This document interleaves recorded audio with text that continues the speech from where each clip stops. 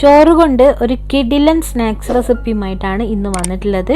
തീർച്ചയായിട്ടും ഇത് നിങ്ങൾക്ക് എല്ലാവർക്കും ഇഷ്ടമാവും. അതെങ്ങനെയാണ് തയ്യാറാക്കിയെടുക്കുന്നത് നോക്കാം. അതിനു വേണ്ടിയിട്ട് ഞാനിവിടെ ഒരു പാത്രത്തിൽ കുറച്ച് ചോറ് എടുത്തിട്ടുണ്ട്. ഏകദേശം ഒരു 2.5 കപ്പോളം വരും കേട്ടോ.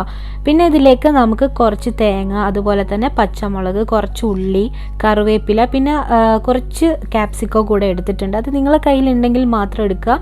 പിന്നെ നമുക്ക് എന്ത് വെജിറ്റബിൾ വേണമെങ്കിലും ഇതിൽ ചേർത്ത് കൊടുക്കാം കേട്ടോ. അപ്പോൾ ഇതെൻ്റെ കയ്യിലുള്ള വെജിറ്റബിൾസൊക്കെയാണ് ഞാൻ എടുത്തിട്ടുള്ളത്. ഇനി നമുക്ക് ഈ ചോറ് ഒരു മിക്സിക്കകത്ത് ഇട്ടിട്ട് ഒന്ന് നന്നായിട്ടൊന്ന് അരച്ചെടുക്കണം. അപ്പോൾ അരിച്ചെടുക്കുന്ന സമയത്ത് കുറച്ച് വെള്ളം, അതുപോലെ തന്നെ കുറച്ച് ഉപ്പും കൂടെ ചേർത്ത് കൊടുക്കുക കേട്ടോ. നമ്മൾ ചോറ് വേവിക്കുന്ന സമയത്ത് ഉപ്പ് ചേർത്ത് കൊടുത്തിട്ടുണ്ടെങ്കിൽ അത് നോക്കിയിട്ട് അതിനനുസരിച്ചിട്ട് അരച്ചെടുത്തിട്ട് ചേർത്ത് കൊടുക്കാവുന്നതാണ്. അപ്പോൾ ഞാൻ ഇതിലേക്ക് കുറച്ച് ഉപ്പും കൂടെ ചേർത്തിട്ട് ഒന്ന് നന്നായിട്ട് അരച്ചെടുത്തിട്ടുണ്ട്. ഇനി നമുക്ക് ഒരു പാൻ വെക്കാം. പാനിലേക്ക് കുറച്ച് വെളിച്ചെണ്ണ ഒഴിച്ചു കൊടുക്കാം.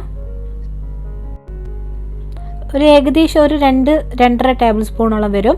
ഇനി ഇതിലേക്ക് നമുക്ക് ഒരു 1/2 ടീസ്പൂണ് കടുക് ചേർത്ത് കൊടുക്കുക. അപ്പോൾ കടുക് ഒന്ന് പൊട്ടി വരുന്ന സമയത്ത് ഇതിലേക്ക് ഒരു വറ്റൽ മുളക് ചെറുതായിട്ട് കട്ട് ചെയ്തിട്ട് ചേർത്ത് കൊടുക്കുന്നുണ്ട്. ഇതിലേക്ക് നമുക്ക് എടുത്തു വെച്ചിട്ടുള്ള കറിവേപ്പില ഇട്ട് കൊടുക്കാം.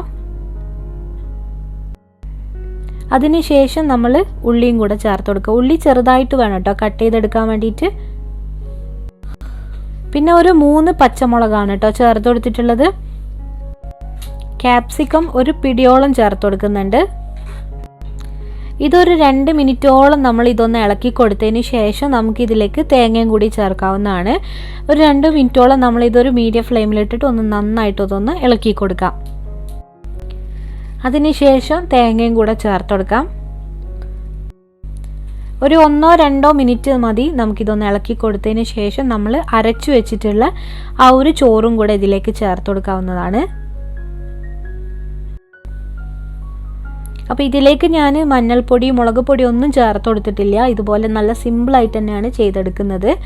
അപ്പോൾ അതായത് ഞാൻ ചോറ് അരച്ചത് ഇതിലേക്ക് ചേർത്ത് കൊടുത്തിട്ടുണ്ട്. ഇനി ഇതൊന്ന് നന്നായിട്ടൊന്ന് മിക്സ് ആക്കിയിട്ടെടുക്കാം. ഇനി ഇത് നമുക്ക് തുറന്ന് വെച്ച് തന്നെ ഒന്ന് വേവിച്ചെടുക്കണം. അതായത് അതിൻ്റെ വെള്ളമൊക്കെ നന്നായിട്ട് വറ്റി വരും. അപ്പോൾ ഒരു പത്തിരി ഷേപ്പിലാണ് നമുക്ക് കിട്ടുക. അതുവരെ നമ്മൾ തുറന്ന് വെച്ച് തന്നെ വേവിച്ചെടുക്കുക. ഒരു മീഡിയം ഫ്ലെയിമിൽ ഇട്ടിട്ട് വേണം വേവിച്ചെടുക്കാൻ വേണ്ടിയിട്ട്. അപ്പോൾ ഇതാ കണ്ടില്ലേ, നന്നായിട്ട് മൊരിഞ്ഞു വന്നിട്ടുണ്ട്. അടിഭാഗമൊക്കെ നല്ല അടിപൊളിയായിട്ട് തന്നെ വെന്ത് വന്നിട്ടുണ്ട്. നമുക്കിനി ഇതൊന്ന് തിരിച്ചിട്ടും കൂടെ ഒന്ന് വേവിച്ചെടുക്കണം. അപ്പോൾ ഇത് ഒട്ടും തന്നെ കരിഞ്ഞു പോവാണ്ട് നല്ല അടിപൊളിയായിട്ട് തന്നെ കിട്ടിയിട്ടുണ്ട്. ഇതേപോലെ തന്നെ നമുക്ക് ആ ഒരു മേൽഭാഗവും കൂടെ ഒന്ന് റെഡിയാക്കി എടുക്കണം. ഇതൊരു 10-15 മിനിറ്റ് കൊണ്ട് തന്നെ നമുക്ക് റെഡി ആയിട്ട് കിട്ടും കേട്ടോ. നല്ല അടിപൊളി സ്നാക്സ് ആണ്. നമുക്ക് ഉച്ചയ്ക്ക് ചോറൊക്കെ ബാക്കി വരുന്ന സമയത്ത് വൈകുന്നേരങ്ങളിലൊക്കെ നമുക്ക് ഈ ഒരു ചായക്കടിയായിട്ട് തന്നെ ഇത് തയ്യാറാക്കിയെടുക്കാൻ പറ്റും. അത്രയ്ക്കും ഈസി ആയിട്ട് ചെയ്തെടുക്കാൻ പറ്റുന്ന ഒരു റെസിപ്പി തന്നെയാണ്. അപ്പോൾ തീർച്ചയായിട്ടും നിങ്ങളെല്ലാവരും ഒന്ന് ട്രൈ ചെയ്ത് നോക്കുക. അപ്പോൾ ഇത് റെഡി ആയിട്ടുണ്ട് കേട്ടോ. ഇനി നമുക്ക് ചൂടാറിയതിന് ശേഷം ഒരു പ്ലേറ്റിലേക്ക് മാറ്റി കൊടുക്കുക. എന്നിട്ട് ഇത് നമുക്ക് കട്ട് ചെയ്ത് എടുക്കാവുന്നതേ ഉള്ളൂ. അപ്പോൾ ഇതിൻ്റെ കൂടെ തേങ്ങാ ചട്നി ഉണ്ടെന്നുണ്ടെങ്കിൽ ഒന്നും കൂടെ പൊളിക്കും കേട്ടോ. നല്ല ടേസ്റ്റി ആയിരിക്കും. നമ്മൾ വടയൊക്കെ കഴിക്കില്ല, ആ ഒരു ഫീലാണ് ഉണ്ടാവുക. അപ്പോൾ തീർച്ചയായിട്ടും ഇത് നിങ്ങൾ ഒരു പ്രാവശ്യമെങ്കിലും ഒന്ന് ട്രൈ ചെയ്ത് നോക്കണം. അപ്പോൾ ഈ ഒരു റെസിപ്പി ഒരു പ്രാവശ്യം പോലും ട്രൈ ചെയ്യാത്തവരാണെന്നുണ്ടെങ്കിൽ ഒന്ന് ട്രൈ ചെയ്ത് നോക്കണേ. തീർച്ചയായിട്ടും ഇത് നിങ്ങൾക്ക് ഇഷ്ടമാവും. അപ്പോൾ ഈ ഒരു റെസിപ്പി ഇഷ്ടമായിട്ടുണ്ടെങ്കിൽ ലൈക്ക് ചെയ്യാനും ഷെയർ ചെയ്യാനും ഒന്നും മറക്കരുത്. ഇൻഷാ അല്ലാഹ് നല്ലൊരു റെസിപ്പിയുമായിട്ട് വീണ്ടും കാണാം. താങ്ക്